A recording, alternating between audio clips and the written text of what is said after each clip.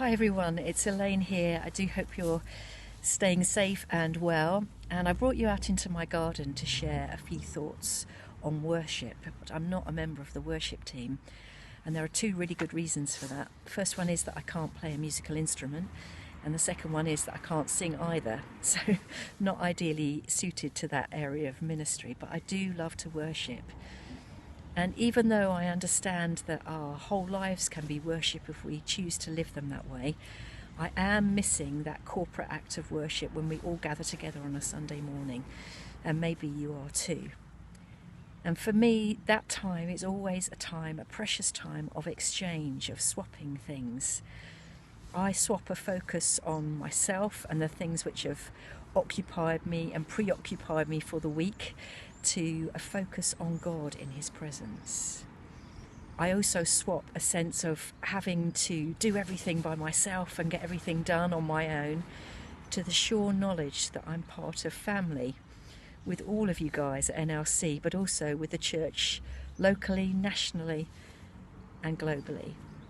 And as a bit of a warrior and a bit of an anxious person sometimes, I also often exchange a sense of worry and anxiety for God's peace and His perspective. Precious exchanges during a time of worship. But that doesn't just happen for me when we meet together, although it does specifically and very particularly there, but also for me outdoors, which is why I brought you out to my garden on a freezing cold day. Because when I am outdoors, even if I'm not at the Grand Canyon or Niagara, only just out in my back garden, there are always things which draw my attention and then my focus onto God. Now please note, I'm not worshipping the creation, I haven't lost it during lockdown, but just as the psalmist said, the whole heavens, the whole of creation reflects the glory of God, and in just looking around I can see things which capture my attention and then focus it on to God Himself. It's really bleak midwinter here, as you can probably see, but I don't know if you can also see behind me that even though it's a freezing cold day, there are already the signs of spring on that tree behind me, little catkins bursting into life. And those speak to me of the hope that there is in God, of a God who renews life and refreshes and gives new life. Lovely thought any day of the year, but particularly maybe in the middle of our winter. And I think David also maybe shared a little bit of my personality type, because often the psalms that he wrote are outdoors in creation, and maybe one of the most powerful worship experiences he seems to have had was outdoors. It seems that he was on a hillside, maybe definitely outside at night on a very clear night, and his focus was taken from where he was up to the stars. And he writes this: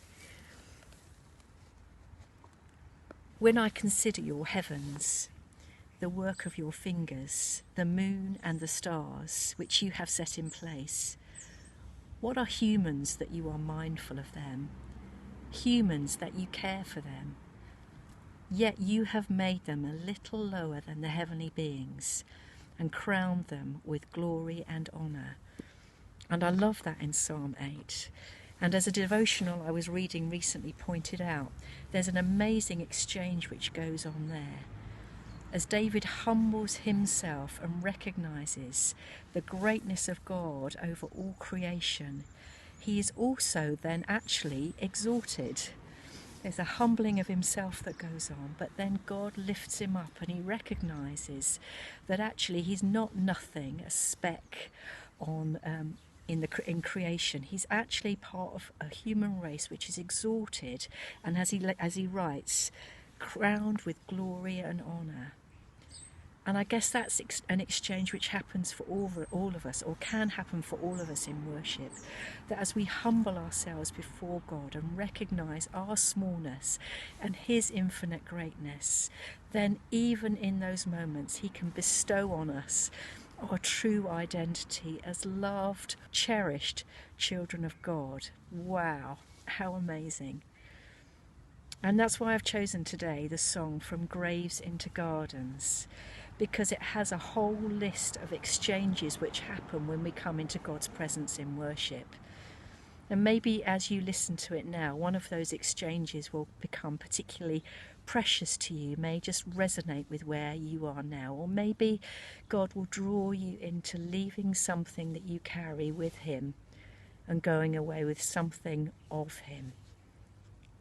Have a great week, everybody. God bless.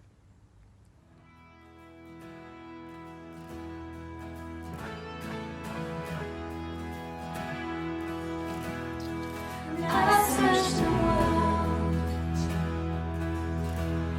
nothing could fill me. Man's empty praise and treasures that fade are never enough. Then you came along and put me back together. Every desire is now satisfied here in your love. Oh, there's nothing better than you. Oh, there's nothing better than you. Oh, there's nothing. Nothing is better than you.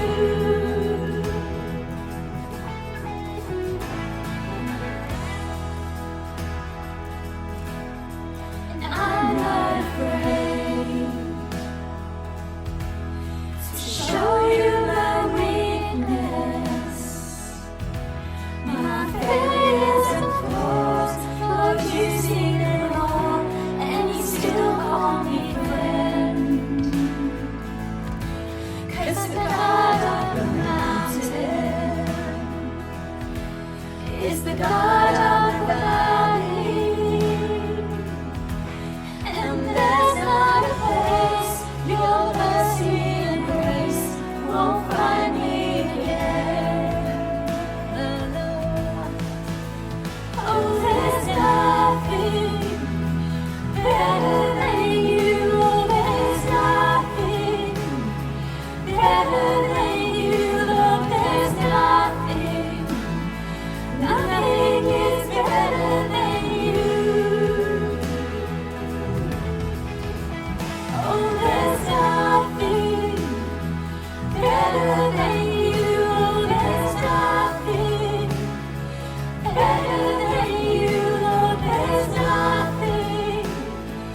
Nothing is better than you.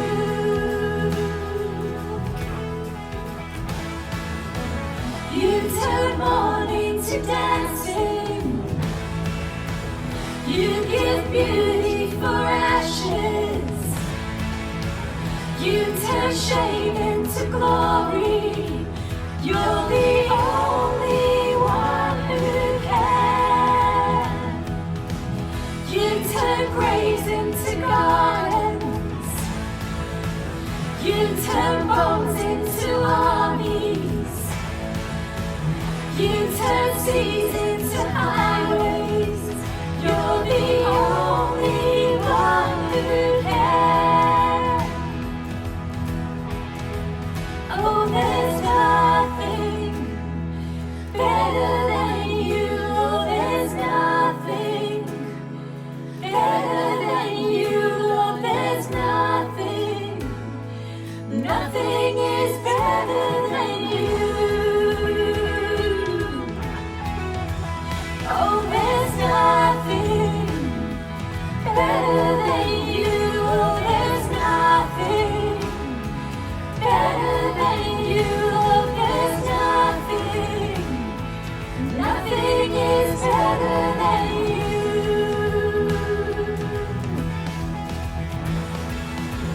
You turn graves into gardens. You turn bones into armies. You turn seas into highways.